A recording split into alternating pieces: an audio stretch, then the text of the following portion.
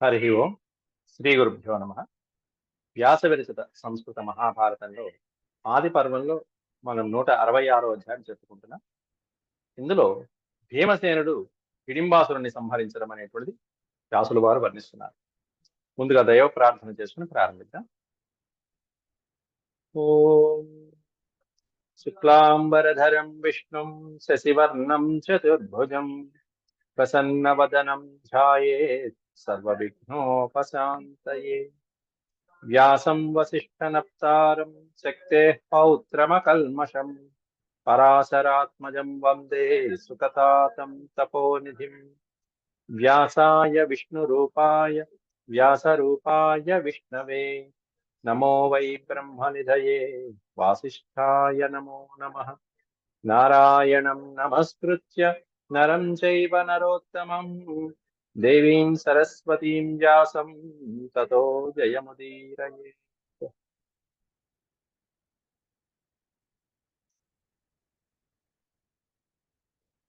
హిడింబాసురుడు భీముణ్ణి పట్టుకోవటం, భీమసేనుడు కాస్త ఆ హిడింబాసురుడిని చేయి పట్టుకుని దూరంగా ఈడ్చుకువెళ్ళటం జరిగింది. ఇంతలో పాండవులు నిద్ర నుంచి లేవటం, ఆ శబ్దాలు వినటం, పక్కనే లేచినటువంటి పాండవులు, తల్లి అయినటువంటి కుంతి వీళ్ళు పక్కన హిడింబాసురుడి చెల్లెలి అయినటువంటి హిడింబని చూడటం, ఆ హిడింబ ఉన్నదంతా ఉన్నదన్నట్టుగా తాను ఎందుకు వచ్చింది, ఏ విధంగా భీముణ్ణి చూసి మోహించింది, భర్తగా తను ఏ విధంగా అనుకున్నది, అన్ని వివరాలు చెప్పింది. ఆ తర్వాత వీళ్ళు భీమసేనుడు హిడింబాసుడితో యుద్ధం చేస్తున్నప్పుడు అర్జునుడు మాట్లాడి, అన్నయ్య నువ్వు అలసిపోయినట్టున్నా కాస్త విశ్రాంతి తీసుకుంటావా, నేను యుద్ధం చేయనా అన్నట్టుగా మాట్లాడుతున్నాడు. ఇక్కడ దాంట్లో అర్జున ఉవాచ పూర్వరాత్రే ప్రయుక్తోసి భీమ క్రూరేణ రక్షస క్షపావ్యుష్ఠా నేదానీం సమాప్తోసీన్మహారణః. ఈ మహారణాన్ని త్వరగా సమాప్తి చేయనయ్యా. పూర్వరాత్రే ప్రయుక్తోసి, రాత్రికాలం అతీతం అయిపోయింది, గడిచిపోతున్నది. అంటే రాత్రికాలం గడిచింది అంటే తెల్లవారుజామున అవబోతున్నది, సూర్యోదయం అవబోతున్నది. కాబట్టి ఈ రాక్షసుని త్వరగానే సంహరించడం మంచిది. కిమనేన చిరం భీమం జీవత పాపరక్షస. ఈ రాక్షసుని, పాపాత్ముడైనటువంటి ఈ రాక్షసుని కిం చిరం జీవత, ఇంతకాలం జీవించి ఉంచవలసినటువంటి పని ఏముంది? నువ్వు తలుచుకుంటే ఇంతసేపు ఉంటుందా యుద్ధం? కిమనేన చిరం భీమ జీవత, ఇలాంటి రాక్షసుడు ఇంతకాలం జీవించి ఉండటమే తప్పు. కాబట్టి గంతవ్యేన చిరం స్థాతుం ఇహ శక్యమరిందమా. చిరం స్థాతుం నశక్యం, ఇతరుతో యుద్ధం చాలాసేపు చేయడం అనేటువంటిది అంత మంచిది కాదేమో అనిపిస్తుందయ్యా. శత్రుమర్దన అరిందమ, శత్రువుల్ని మర్దించే ఓ భీమసేన, కాబట్టి త్వరగా పని పూర్తి చేయవయ్యా అంటూ అర్జునుడు సంకేతాలు ఇస్తున్నాడు భీమసేనుడికి. అంతేకాకుండా పురా సంరజ్యతే ప్రాచీ పురా సంధ్యా ప్రవర్తతే. పురా సంధ్యా ప్రవర్తతే, తూర్పు దిక్కు ఎర్రబడిందయ్యా. తూర్పు దిక్కు ఎర్రబడింది అంటే సూర్యోదయం అవుతున్నది, సంధ్యా సమయం అవుతున్నది అని అర్థం. పురా సంరజ్యతే ప్రాచి, రజ్యతే ఎర్రగా అలా అలా చక్కగా కాంతితో ప్రకాశిస్తున్నది. ప్రాచి అనే పదానికి అర్థం తూర్పు దిక్కు. పురా సంధ్యా ప్రవర్తతే. అలాగే ఈ సంధ్యా ముహూర్తంలో రౌద్రే ముహూర్తే రక్షాంసి ప్రబలాని భవంత్యుత. రాక్షసుల యొక్క బలం అనేటువంటిది ఈ రౌద్ర ముహూర్తంలో, సంధ్యా సమయ కాలంలో ప్రబలాని విపరీతంగా ఎక్కువగా ఉంటుంది. కాబట్టి త్వరగా సంహరించడం మంచిది. ఆ సమయం రౌద్ర ముహూర్తం అనేది రాకముందే ఇతన్ని, ఈ రాక్షసుని మట్టు పెట్టేసేయని చెప్పి భీముడికి సంకేతం ఇచ్చాడు అర్జునుడు. త్వరస్య భీమమా క్రీడ జహి రక్షో విభీషణం పురా వికురుతే మాయాం భుజయో పాసారమత్పర. త్వరపట్టమంటే తొందరపడు, వీటితో ఆడుకోమాకవయ్యా. మా క్రీడ, క్రీడ అంటే ఆడటం, మా క్రీడ ఏదో ఆడుతున్నట్టుగా అటు ఇటు కబాడీ ఆడుతున్నట్టుగా ఉంది. మీ కుస్తీ యుద్ధం చూస్తుంటే అట్లా కాదు, ఎక్కి పడేసి కుమ్మేసే అని చెప్పినట్టుగా సైగలు చేస్తున్నాడు అర్జున్. త్వరస్య భీమమా క్రీడ, వీటితో ఆడుకుంటున్నావేమో, నువ్వేదో కాసేపు ఆడుకోవచ్చు అని చూస్తున్నావేమో. మా క్రీడ జహి రక్షో విభీషణం. జహి అంటే సంహరించేయడం, ఈ రాక్షసుని సంహరించేసాయి. ఈ భీషణ ఆకారం కలిగినటువంటి విభీషణమైనటువంటి రాక్షసుని త్వరగా సంహరించేసేవయ్యా. పురా వికురుతే మాయాం భుజయో సారమర్పయ. అంతేకాకుండా ఈ సంధ్యా సమయంలో రౌద్ర ముహూర్తంలో రాక్షసునికి బలం పెరిగిందంటే వీడు అనేక మాయలు పన్ని వీళ్ళకి సారం అంటే బలం, విపరీతమైనటువంటి రాక్షస బలాలు ప్రబలం అవుతూ ఉంటాయి. వాళ్ళ మాయలు పన్నుతూ ఉంటారు. కాబట్టి ఆ మాయల్లో మనం పడలేం, మనం మానవులం కాబట్టి వెంటనే ఈలోపే సంహరించేసేయి అని భీమసేనుడికి తగిన సమయంలో సూచన ఇస్తున్నాడు. మాహాత్మ్యం యమాత్మానో వేత్త నరాణాం హితకామ్యయ రక్షో జహి యథాశక్రః పురావృత్తం మహాబలః. కాబట్టి ఈ రాక్షస మాయలు వాళ్ళు పన్నారంటే మానవుల మాత్రమైనటువంటి మనం మానవ మాత్రులం కాబట్టి మనం తెలుసుకోలేమయ్యా. కాబట్టి రక్షో జహి యథాశక్రః, ఈ రాక్షసుని జహి సంహరించే. ఎలా సంహరించాలి అంటే పురాశక్రః వృతం మహాబలః, మహాబలుడైనటువంటి వృత్రాసురుణ్ణి శక్రః పురా జహి. దేవేంద్రుడు ఏ విధంగా వృత్రాసురుణ్ణి మహాబలవంతుడైన వృత్రాసురుణ్ణి సంహరించాడో అలాగే నువ్వు కూడా శక్రుల్లాంటి నీవు వృత్రాసురుల వంటి ఆ హిడింబాసురుణ్ణి సంహరించేసేయి అని అర్జునుడు సూచిస్తున్నాడు. అథవా మన్యసే భారం త్వమిమం రాక్షసం యుధి. లేదా యుద్ధంలో ఇతనితో యుద్ధం చేయడం నువ్వు భారంగా భావిస్తుంటే అప్పుడు చెప్పు, నేను నీకు సహాయం చేస్తా. అథవా మన్యసే భారం, మన్యసే అంటే భావించడం. నువ్వు ఈ యుద్ధం కాస్త కష్టంగా భారంగా భావిస్తుంటే గనక, ఈ రాక్షసులతో జయించడం యుద్ధం చేయడం కష్టంగా ఉందని నువ్వు భావిస్తే గనక త్వమిమం రాక్షసం యుధి ఆతిష్ఠే తవ సాహాయ్యం శీఘ్రమేవ తు హన్యతాం. ఈ రాక్షసుని శీఘ్రంగా సంహరించడం కోసం అని చెప్పేసి తవ సాహాయ్యం ఆతిష్ఠే, నీకు సహాయంగా నేను నించుంటాను, నేను నిలబడతాను, నీ సహాయంగా నేను వచ్చేస్తాను. చెప్పు, సహాయం కావాలా? నువ్వు సంహరిస్తావా? నీకు కష్టంగా ఉందా? లేకపోతే నేను రానా? అసలు నేను రావటం ఎందుకు, నువ్వు పక్కకు వచ్చేసి నేనే వచ్చి వాడిని సంహరిస్తానంటూ నెక్స్ట్ డైలాగ్ పెంచాడు ఇంకాస్త. అథవా త్వమేవైనం హనిష్యామి వృకోదర, అథవాతు అహమేవైనం అన్నారు అక్కడ.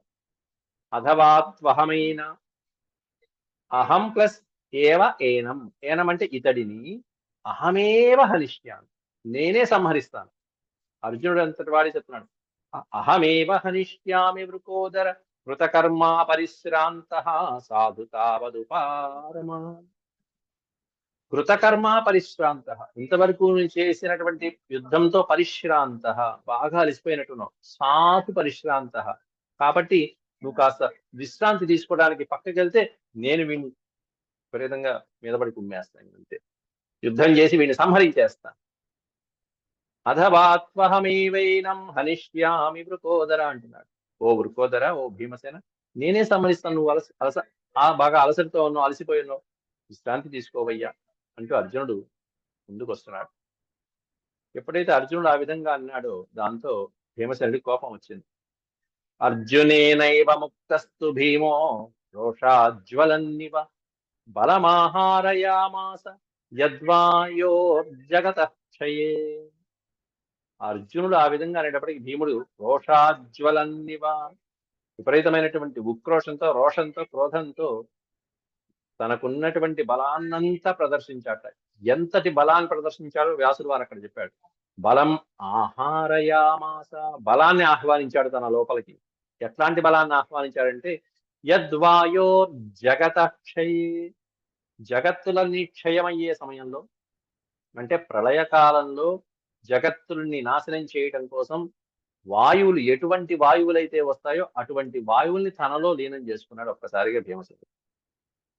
జగత్తుల్ని నాశనం చేసేటప్పుడు ప్రళయకాలంలో వచ్చేటువంటి వాయు బలం ఎట్లాంటిదో అట్టటి బలాన్ని భీముడు ఆవాహన చేసుకుని ఒక్కసారిగా ఆ బలాన్నంతా దేని మీద చూపించాడు? జగత్తు మీద కాదు, రాక్షసుల మీద చూపించాడు.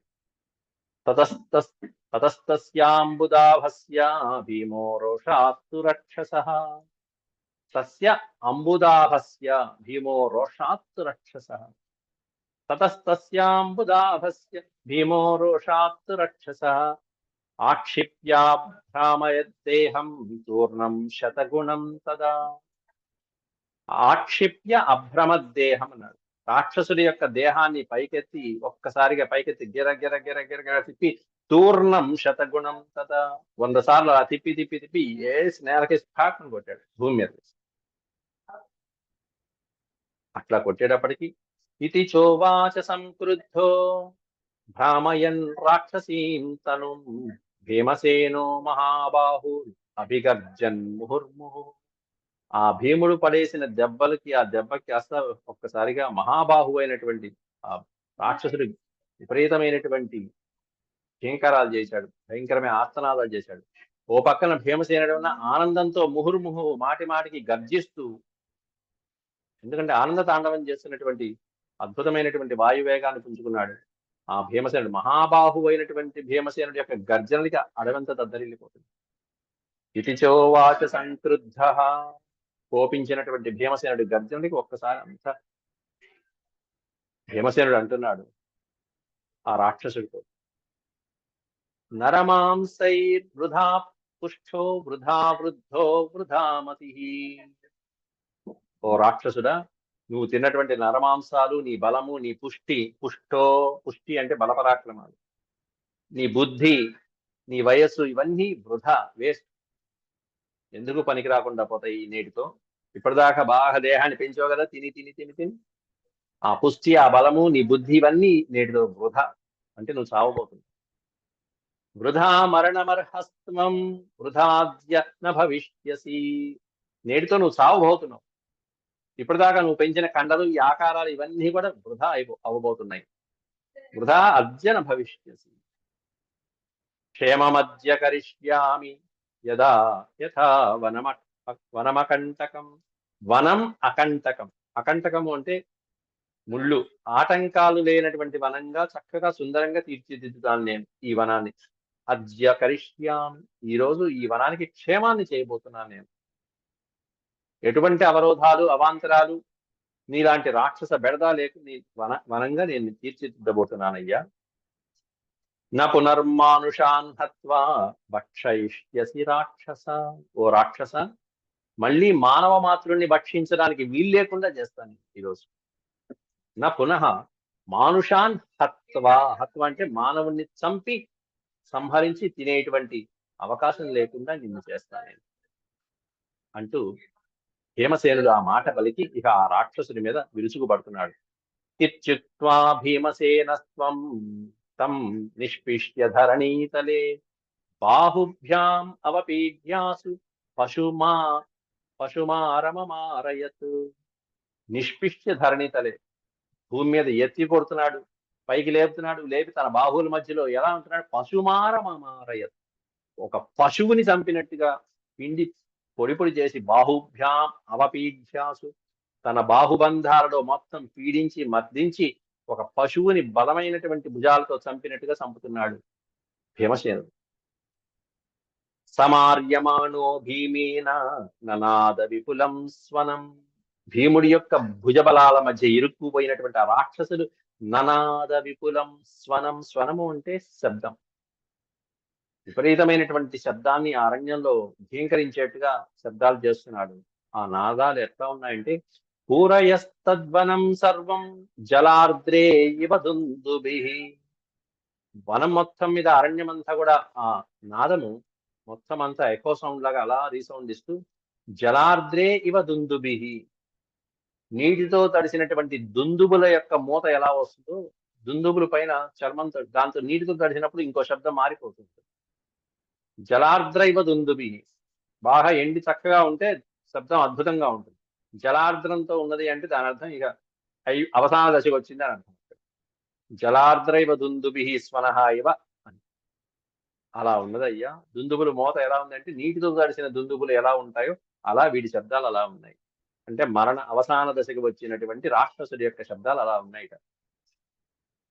బాహుభ్యాం యోక్త్రయిత్వాతం బలవాన్ పాండునందన సముద్ధామ్య శిరశ్చాస్య సగ్రీవం తదపాహరత్. బాహుభ్యాం యోక్త్రయిత్వా, తన రెండు బాహువుల్లో ఆ రాక్షసుని మర్దించి, తం బలవాన్ పాండునందన, పాండవులలో బలవంతుడైనటువంటి భీమసేనుడు తన బాహువుల్లో ఆ రాక్షసుని బంధించి సముత్థాయ శిరస్య అస్య, పైకి లేపి ఒక్కసారిగా వాడి యొక్క శిరస్సుని, వాడి మెడని తదపాహరతు, మొండాన్ని ఏ కీలు కాకీల పిండి పిండి పొడి పొడి చేసేసి మొండెం మీద తలకాయ లేకుండా చేసి పారేశాడు. తతో భిత్వా శిరశ్చాస్య సగ్రీవం తదుదాక్షిపత్, వాడి మెడ శిరస్సు మొండాలు అన్ని వేరు చేసేసి వెంటనే సగ్రీవం అన్నారు. గ్రీవము అంటే మెడ, సగ్రీవం అంటే మెడతో పాటుగా ఉన్నటువంటి శిరస్సుని వేరు చేసి తదు అదాక్షిపత్, భూమి మీద అలా విసిరి కొట్టాడు భీమసేనుడు. తస్య నిష్కర్ణయనం నిర్జిహ్వం రుధిరోక్షితం. నిష్కర్ణ నయనం నిర్జిహ్వం రుధిరోక్షితం, నెత్తురు ఏరులైపోయింది ఆ రాక్షసుడి యొక్క నెత్తురు. జిహ్వ నాలిక కాస్త బయటకు వచ్చింది, గుడ్లు బయటకు వచ్చేసి ఏ కీలుకు ఆ కీలు పీకి పెట్టేశాడు మొత్తం అంతా భీమసేనుడు ఆ యుద్ధంలో. అతి భయంకరంగా సంహరించినటువంటి రాక్షసుల్లో ఓ పక్కన ఈ హిడింబాసుడు, జరాసంధుడు ఒకడు, ఆ తర్వాత కీచకుడు, ఈ ముగ్గురు రాక్షసుల్ని భీమసేనుడు అతి భయంకరంగా సంహరించాడు. కీచకుడు, జరాసంధుడు, ఈ హిడింబాసుడు వీళ్ళని. ప్రావిద్ధం భీమసేనేన శిరో విదశనం బభౌ ప్రసారిత భుజోదృష్టో భిన్నమాంసత్వగంతరః. ప్రావిద్ధం భీమసేనేన శిరో విదశనం, వాడి శిరస్సు కాస్త విదశనం అయిపోయింది, 1000 ముక్కలు అయిపోయింది వాడి శిరస్సు కాస్త, కింద పడేసినటువంటి వాడి శిరస్సు కాస్త ప్రసారిత భుజోదృష్టో భిన్నమాంసత్వగంతరః. తన యొక్క భుజ పరాక్రమాలతో ఆ రాక్షసుడి యొక్క మాంసం ముద్దలు ఏరులై పారేట్టుకు మొత్తం అంత రక్తం ఏరులై పారుతుంది, మాంసం ముద్దలు పిండి చేసి పారేశాడు భీమసేనుడు. అతి కఠోరమైనటువంటి మరణాన్ని చూపించాడు భీమసేనుడు ఆ రాక్షసుడి, భయంకరమైనటువంటి సావం చూపించాడు. ఎలా ఉందంటే కబంధ భూతత్రస్తాసీ ధనుర్వజ్రహతో తథా హిడింబం నిహతం దృష్ట్వా సమృష్టాస్తే తరస్వినః. కదంబ భూతాస్తస్త్రాసీత్, కదంబ హస్తాల్లో చిక్కుకున్నటువంటి వాళ్ళలాగా ఆ బాహువులలో చిక్కుకున్నటువంటి రాక్షసుడి కాస్త వెంటనే మరణించాడు ఈ మహానుభావుడైనటువంటి భీముడి యొక్క హస్తాల్లో. హిడింబం నిహతం దృష్ట్వా, నిహతము అంటే మరణం, చనిపోవడాన్ని చూసి సంహృష్టాః తే తరస్వినః. తే అనే పదానికి అర్థం ఇక్కడ అక్కడ మిగిలిన ఉన్నటువంటి పాండవులు గాని, కుంతీదేవి గాని, సోదరి అయినటువంటి హిడింబ గాని, వీళ్ళందరూ కూడా త్వరపడుతూ అక్కడికి వచ్చేసారు ఆనందంతో. సంహృష్ట అనే పదానికి అర్థం సంతోషంతో, ఆనందంతో. నిహతమైపోయినటువంటి ఆ హిడింబాసుని దృష్ట్యా చూసి అక్కడికి చేరుకున్నారు. హిడింబాస సంప్రేక్ష్య నిహతం రాక్షసం రణే. హిడింబ అనేది స్త్రీలింగ శబ్దం, దీర్ఘం లేకపోతే పుంలింగ వాచకం. సోదరి అయినటువంటి హిడింబాసుడి యొక్క సోదరి అయినటువంటి హిడింబి సంప్రేక్ష్య నిహతం రాక్షసం రణే, యుద్ధంలో తన సోదరుడు మరణించడం అనేది చూసి అదృశ్యాశ్చైవ ఏ స్వస్థాః సమేతాః సర్షిచారిణాః. అదృశ్యాశ్చైవ ఏ స్వస్థాః, వీళ్ళందరూ ఇక జీవించి ప్రాణాలతో స్వస్థాః ఆనందంగా ఉండవచ్చు అని చెప్పి తాను కోరినటువంటి కోరిక ఏదైతే ఉందో అది తాను వేరే చోటికి తీసుకువెళ్ళకుండా తనను భర్తగా ఎంచుకున్నటువంటి భీమసేనుడు ఈ విధంగా చేసినందుకు చాలా సంతోషించింది ఆ హిడింబి. తర్వాత పాండవులు 5గురు మెచ్చుకుంటున్నారు భీమసేనుని అతిమానుషమైనటువంటి కర్మ చేసినందుకు. పూజయంతి స్మతం పురుష్టాః సాధు సాధ్వితి పాండవం. సాధు సాధు సాధు సాధు అనే పదానికి అర్థం చాలా బాగుంది, చాలా బాగా చేశావు, అబ్బాయి చాలా బాగా చేశారు అని చెప్పి పాండవులు 5గురు కూడా హృష్టాః సంహృష్టాః పూజయంతి, భీమసేనుని చక్కగా పూజించి గౌరవించి పరమానందించారు పాండవులు 4గురు కూడా. భ్రాతరశ్చాపి సంహృష్టా యుధిష్ఠిర పురోగమాః. సోదరుడు చేసినటువంటి ఆ యుద్ధంలో అద్భుతమైనటువంటి ప్రదర్శన చూసి యుధిష్ఠిర పురోగమాః పాండవ అంటే పెద్దన్నయ్య అయినటువంటి ధర్మరాజుని ముందు పెట్టుకుని అర్జున, నకుల, సహదేవులు వాళ్ళ ముగ్గురు కూడా ధర్మరాజును ముందు పెట్టుకుని పాండవం పూజయంతి. పాండవం అంటే ఇక్కడ భీమసేనం పూజయంతి, భీముణ్ణి పూజించారు, సంతోషించారు, గౌరవించారు. అపూజయన్ నరవ్యాఘ్రం భీమసేనమరిందమం అభిపూజ్య మహాత్మానం భీమం భీమ పరాక్రమం. భయంకరమైనటువంటి పరాక్రమాన్ని ప్రదర్శించేటువంటి భీముణ్ణి, మహానుభావుణ్ణి అభిపూజ్య, అభిపూజ్య అంటే ఎదురుగుండా వెళ్ళి సత్కరించి గౌరవించి, అపూజయన్నరవ్యాఘ్రం భీమసేన మరిందమం. శత్రుమర్దనుడైనటువంటి భీమసేనుణ్ణి, ఆ నరవ్యాఘ్రుణ్ణి చక్కగా పూజించారు సోదరులైనటువంటి వాళ్ళందరూ. పునరేవ అర్జునో వాక్యమువాచేదం వృకోదరం. మళ్ళీ అర్జునుడు అంటున్నాడు, భీమసేనుడు పాండవులతో అర్జునుడు అంటున్నాడు, వాక్యం ఉవాచ ఇదం, ఇదం వాక్యం ఉవాచ, ఈ వాక్యం అంటున్నాడు ఏమని? అదూరే నగరం మన్యే. నగరం ఒకటి ఇక్కడ ఉన్నట్టుగా నేను భావిస్తున్నాను. మన్య అంటే భావించడం, అదూరం అంటే దూరం, నా ఎక్కువ దూరంలో లేదేదో నగరం కనిపిస్తున్నట్టుంది, దగ్గరలోనే ఏదో దూరం ఉంది. అదూరే నగరం మన్యే వనాదస్మాదహం విభో, వనాత్ అస్మాత్ అహం విభో. మనం ఈ వనానికి, ఏ వనమైతే మనం ఉన్నామో ఆ వనానికి దగ్గరలోనే ఇక్కడే వచ్చింది ఒక నగరం, ఏదో మనకి దగ్గరలో కనిపిస్తున్నట్టుంది. కాబట్టి మనం ఇక్కడి నుంచి త్వరగా బయటకు వెళ్తాం మంచిది. శీఘ్రం గచ్చామ భద్రం తే ననో విద్యాత్ సుయోధన. ఎందుకంటే సుయోధనుడి యొక్క చారులు మళ్ళీ ఇక్కడ దాకా వచ్చి మనం ఇక్కడ ఎవరో చనిపోయారు, ఏదో జరిగింది అనేటువంటి తెలుసుకునే లోపల మనం ఇక్కడి నుంచి వెళ్ళటం మంచిది. సుయోధన విద్యాత్, విద్యాత్ అంటే తెలుసుకునే లోపల, దుర్యోధనుడు మళ్ళీ ఈ విషయాలు తెలుసుకునే లోపల భద్రం, ఇది మనకి శుభం అవుతుంది. ఏమిటంటే శీఘ్రం గచ్చామ, మనం ఇక్కడి నుంచి వెళ్ళటమే మనకి శుభప్రదం అవుతుంది అని అర్జునుడు సూచించాడు అక్కడ. దాంతో అందరూ తతస్సర్వే తథేత్యుక్త్వా మాత్రా సహ మహారథ, మహారథులైనటువంటి పాండవులందరూ కూడా మాత్రా సహా తల్లితో పాటుగా ఆ అర్జునుడు ఇచ్చినటువంటి సంకేతానికి తథాస్తు అని పలికి అందరూ బయలుదేరారు. ప్రయయుహు, ప్రయయుహు అంటే బయలుదేరడం. గచ్చయు ప్రయయు పురుష వ్యాఘ్ర హిడింబా చైవ రాక్షసి. వీళ్ళతో పాటు ఎవరయ్యా వెళ్ళింది అంటే వెనకాలే హిడింబా, రాక్షసి అయినటువంటి హిడింబా కూడా వెళ్ళింది. వీళ్ళని అనుసరిస్తూ ఇంకొంచెం ముందుకు వెళ్ళింది ఆ మానవ ఆకారంలో. ఇది శ్రీమన్మహాభారతే ఆది పర్వణి హిడింబవధ పర్వమి షట్షష్ట్యధికశతమో అధ్యాయ సమాప్త. 166వ అధ్యాయం సమాప్తమైంది. హిడింబవధ పర్వం అంటారు దీన్ని. హిడింబాసురుడు అనే రాక్షసుడు సంహరించబడిన పర్వం. ఇక దీని తర్వాత భీమసేనుడు హిడింబని వివాహం చేసుకోవటం, అది కూడా కొన్ని ఒప్పందాలు పెట్టి కొన్ని నియమాలతో వివాహం చేసుకోవటం. ఆ తర్వాత వీళ్ళిద్దరికి ఘటోత్కజుడు జన్మించడం అనేది ఎలా అనేటువంటిది వచ్చే పాఠంలో మనం తెలుసుకుందాం. అంతవరకు సెలవు. ఓం శాంతి శాంతి శాంతి.